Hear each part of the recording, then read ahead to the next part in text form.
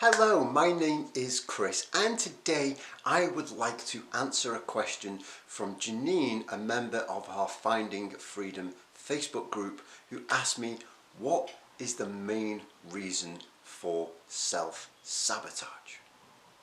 Jeanene, I think this is such a great question and it's one I'm really excited to answer because even though I typically always talk about quitting smoking on this YouTube channel, in my own mind, I like to think that the main theme of my channel is overcoming self-sabotaging behaviour in all its forms so that we can find our freedom and enjoy the health and the happiness that we deserve in all its forms. So I'm going to offer the best answer I possibly can to Jeanene's question about what is the main reason for self-sabotage, and I've got a lot to say about that. Before I do, just another reminder, the next monthly live stream is this Saturday, February the 26th, I couldn't remember what the heck date it was then. Saturday, February the 26th, 6:30 p.m. UK time. Other time zones are down in the description below, along with a link to where the live stream will be hosted, and that link is also, of course, in the live stream above somewhere.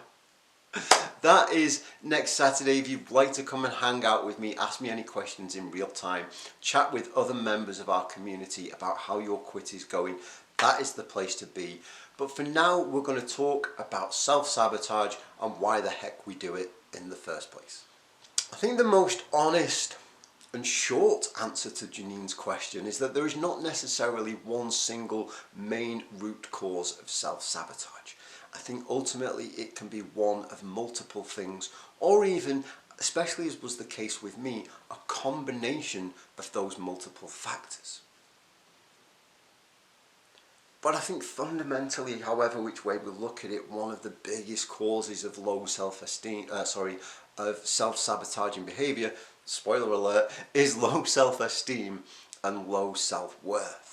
At some level, even if we're not necessarily always consciously aware of it, we don't necessarily feel worthy, deserving, or even capable of succeeding in whatever we're attempting to do, whether that is quitting smoking, completing a project, starting an exercise routine, whatever it is. There is some part of us that goes, I am not good enough for this, I don't deserve this, and even if I deserved it, I'm just not capable, I'm too incompetent to achieve it, so I might as well not bother and just stick with where I am because this is familiar and safe and I know what it is.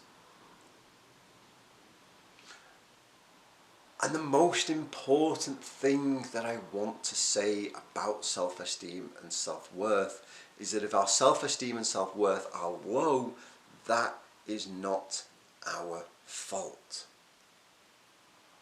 I think our self-esteem and our sense of self-worth, if it is low, can be shaped by all of the multitude of factors in our lives, by our environment, by experiences growing up, by other people, by all of the multitude of things that make up our existence. We are not born with low self-esteem. I don't remember having low self-esteem as a baby and looking around at all the other babies and going, God, I'm a pretty shit baby compared to these. These are all really amazing babies and I am the worst baby ever.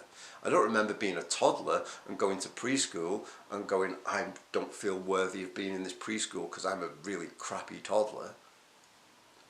I didn't have that. I was quite happy just moving around doing my own thing. But then my personal experience was that as I started to grow up, I was bullied a lot. I had a lot of very, very cruel things said to me. I was beaten up quite a lot.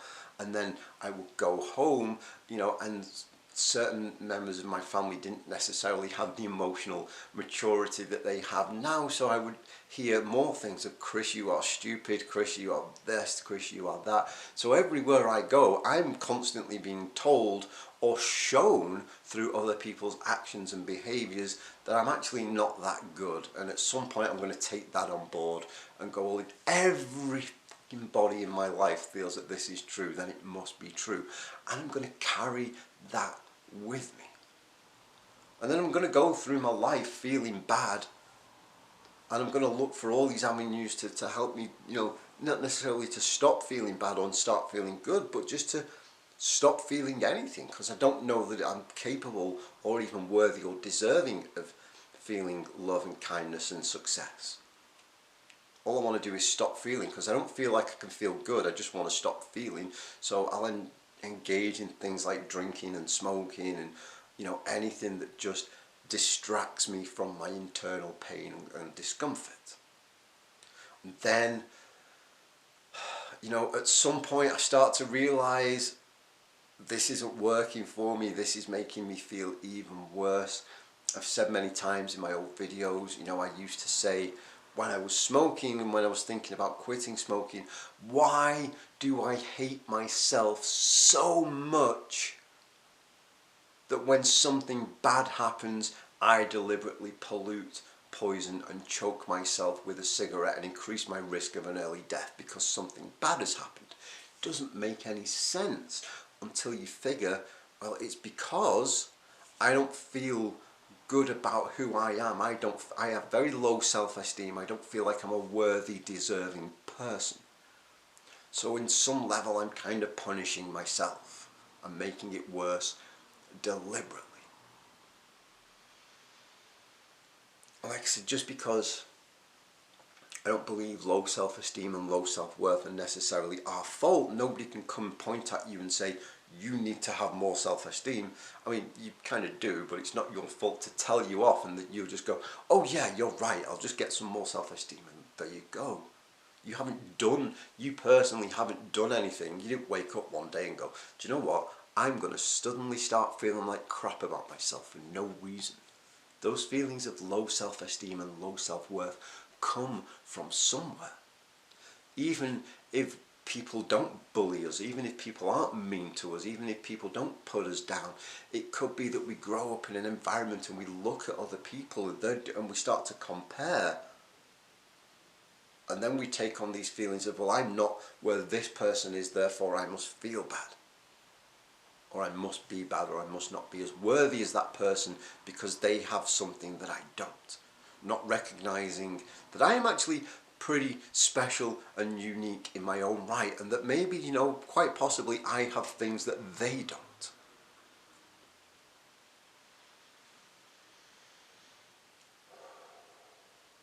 So it starts there with this feeling of I am not worthy, I am not deserving, I am not capable of achieving what I want to achieve. And this feeling of I don't feel capable, I think, is the one thing more than anything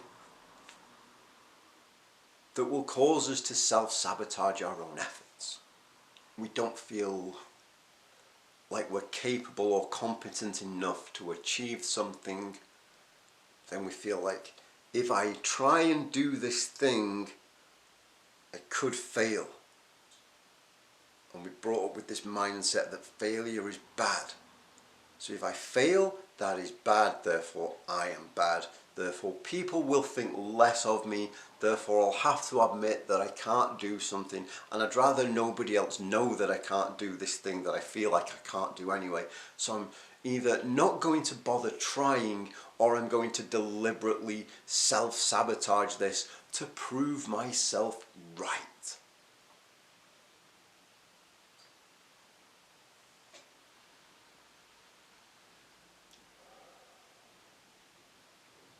Because in my own head, I don't feel like I can do it. In fact, I'm convinced that I can't do it, and so I'm going to prove that, and then I can go, see, there you go, I was right, I can't do it, so I don't have to bother trying again. We build up this massive fear of failure. When the truth is, especially when it comes to the things that we talk about, like quitting smoking, the only failure is to give up trying. And I don't see anybody in our community, I don't see anybody in Finding Freedom, I don't see any of you who comment on my YouTube channels saying that you've given up trying. You're pushing forward, there's one more quit. There's figuring out how to do something differently and make that quit work for us. It's why I say so many times on this YouTube channel that we are all capable of quitting smoking. I know some people have disagreed with me on that and said, actually, I don't think that everybody can.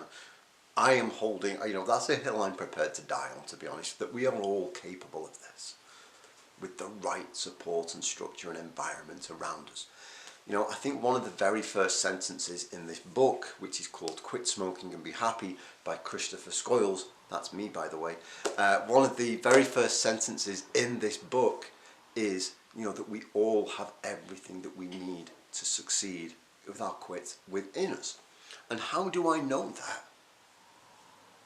Because quitting smoking is unlikely to be the first challenge or the first difficult process that we've ever faced in our lives. There have been other instances when things have been tough and we've got through them, that we do have successes. Even if they might seem small to the outside world, we do have our own successes. Maybe we completed our exams at school, or we got the job we wanted, or we found a partner who loves us, or a million and one things where things have actually gone right for us and things have actually gone well for us. And I think for me, when I am starting to feel a bit low, that's really helpful. In fact, I had this very thing the other day. My mental health was way off and just everything was going wrong. And Melissa said, Chris, stop, write down a list of things that are going right. And it did help. It took a while, but it did help to think, do you know what, actually some stuff has gone right for me in my life. That means that there's every chance that this next thing can go right for me too. I have everything within me to make some things go right, so I have everything within me to make this go right as well. And we can start to slowly but surely heal that sense of low self-esteem and low self-worth. We can start to build it up, whether it's through therapy or journaling or just writing gratitude lists or just paying attention to the world around us and paying attention to our own thoughts and questioning the validity of those thoughts. Oh my goodness, I am a horrible person. Is that true? Well, no, actually, because I did this nice thing or I did that nice thing. Oh my goodness, I am crap and I can't do anything. Is that true? Now that I think about it, I did this and I did that and I did the other, so yeah. So no, it's not true, sorry. Yeah, I can do certain things.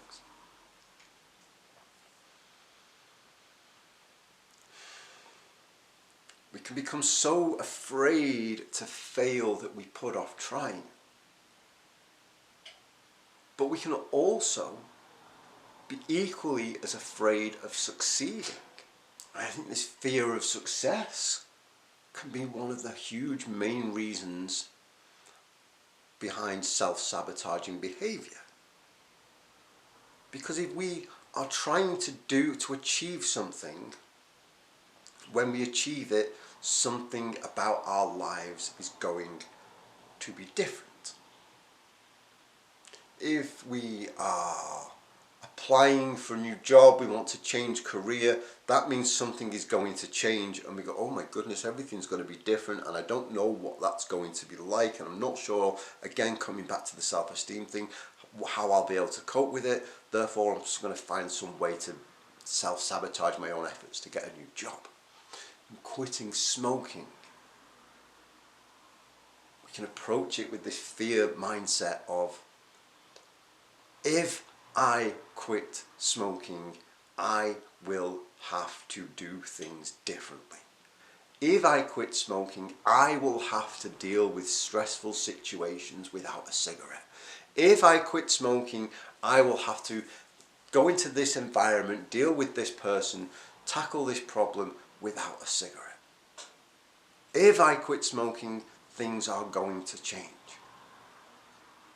And we can flip that on its head. Again, this is not new. If you've stuck around my YouTube channel for the last few years, you'll have heard me say this before. Let's flip those words around. Let's stop saying, if I will have to. Let's use the words when and I'll get to, or I'll be able to. When I quit smoking, I will be able to deal with stressful situations without a cigarette.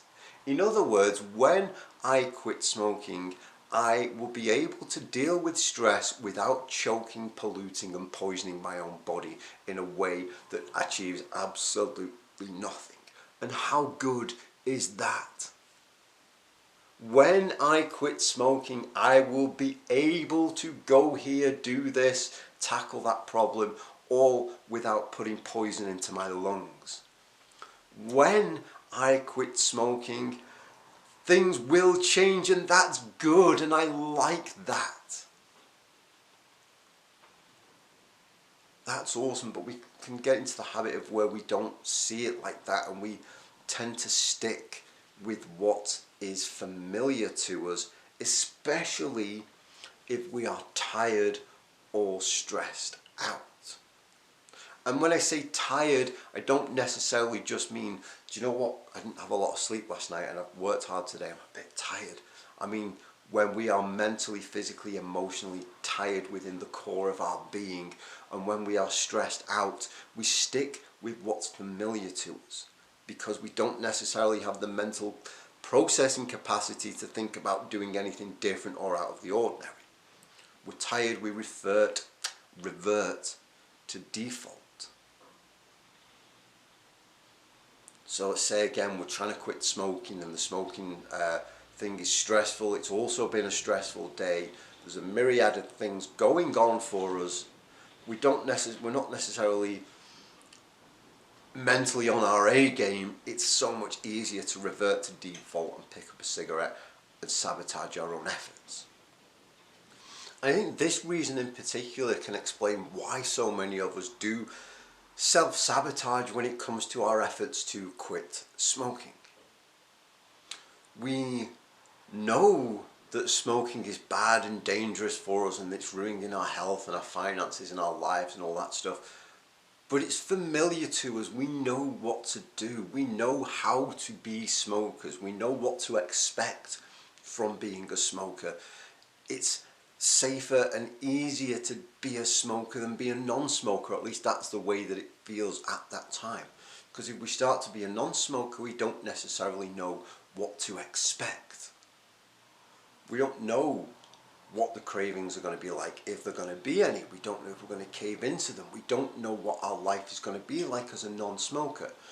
Or maybe we start to experience just a little bit of that, and it's uncomfortable at first because it's new, and any kind of change and transformation can be a little bit uncomfortable as we go through the goo phase. Think about the caterpillar going into the cocoon, gets broken down into goo, comes out as a beautiful butterfly. If we're in that goo phase, I doubt that caterpillar's going, yeah baby, I'm becoming glue. It's probably going, what the hell is going on here? This is not pleasant. Right? We're going through that similar thing, and if we're experiencing that sense of discomfort from becoming a non-smoker and we're not happy with it, we can go, do you know what, this is uncomfortable, but rather than stick with this little bit of discomfort and experience what it might be like, I'm just going to go back to being a smoker because I know what that's like and it's safer for me. And even though it's crap, it's more comfortable. Being in my own crap is more comfortable than moving forward on my journey. We know how to be smokers far more than we know how to be non-smokers. Especially if we've never done it before, especially if we've never strung together any kind of serious long-term success as an ex-smoker. We know all too well how to live life as a smoker, but being a non-smoker is new, and that can be scary, and it can be far more scary than actually just sitting with what is, because we kind of mentally block out the damage that we're doing to ourselves when we're smoking most of the time.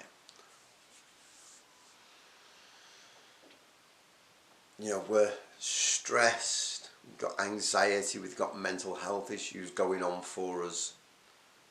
We end up where we just don't have necessarily the drive, the motivation, the determination to see it through and to learn how to be a non-smoker, because that's what we have to do basically. We have to learn how to be a non-smoker. And if we are exhausted, and I'm talking mentally, physically, emotionally exhausted, if we are stressed, if we are dealing with things like depression, anxiety, we don't necessarily have that, like I said, the drive and the motivation to learn to be a non-smoker. So we stick with what we know because that's all that we have the energy for. Which is why it's so important for us to watch our stress levels and to do things that are calming and relaxing and to manage that stress. It's why it's so important that we take care of things like anxiety and depression before we quit smoking. I genuinely believe that. Like I've said before, I've spoke to people who said, I want to quit smoking. I've also got anxiety or depression, so if I just quit smoking first. No, so if I just get rid of the anxiety and depression first, then I'll be able to quit smoking. Not necessarily realising that the smoking can actually be exacerbating the anxiety and depression. So if we get rid of the cigarettes first, we have a much better opportunity of improving our mental health and well-being.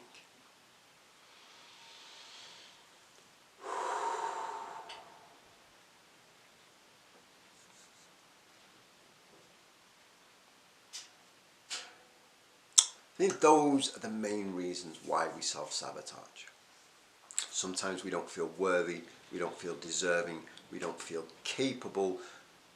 Something that is new, scary, difficult, challenging doesn't necessarily feel like something we're able to do if we are mentally, emotionally, and physically exhausted. It may just be that we're overwhelmed and we haven't learned coping strategies, things like breaking down projects into smaller parts or taking time out and practicing some self-care for ourselves so that we can manage our lives. When everything feels too difficult for us, when everything feels like it's just not something that we're able to do, we're going to go, do you know what? I'm going to shut this down before it shuts me down. It's a sense of self-preservation and defense. I'm going to end this before it ends anyway, right? This is gonna, pardon my language, this is gonna fuck up at some point, so I might as well fuck up now because that way I am in control of it. And there's that issue as well of, do you know what, I can if I end this myself, if I sabotage this, I am in control, and it means that that was my decision. It means that I haven't failed. It means that I am not bad, weak, or any of those things. It doesn't necessarily mean that I can't do it. It means that at some level I've chosen not to, and I've maintained that sense of control. Whereas we can just learn to let go of that sense of control because we are still always in control, right? Even if things don't go according to plan, we have the power within us to decide what we're going to do about it. We have the power within us to say, well, okay, that effort didn't work. Something about that attempt didn't work. So let's analyze what that was and do something different next time. We have that control, we have that power. So we don't need to sabotage our own efforts to maintain a sense of control because our sense of control never leaves us. We are always in control of our own actions and decisions. Always. I mean, again, yeah, if someone puts a gun to your head and says, do this, you're probably going to do it. But that doesn't happen for most of us. We have the freedom to choose what we do with our bodies and our lives. So we don't need to self-sabotage. Jeanene, I hope that has answered your question to some degree. Everybody else, I hope it's at least given you something to think about. Thank you so much for watching today. I really appreciate your support. As I said earlier, I wrote a book. It's called Quit Smoking and Be Happy. It's available in print and ebook form from Amazon.com. If you would like to work with me in a one-to-one capacity, if you would like help with quitting smoking support, or you'd like to find out about some of the other therapies that I do offer now that I'm a qualified therapist, you can find out all of that information at cjstherapy.com. I will see you Saturday at the live stream. Until then, thanks again for watching. Goodbye.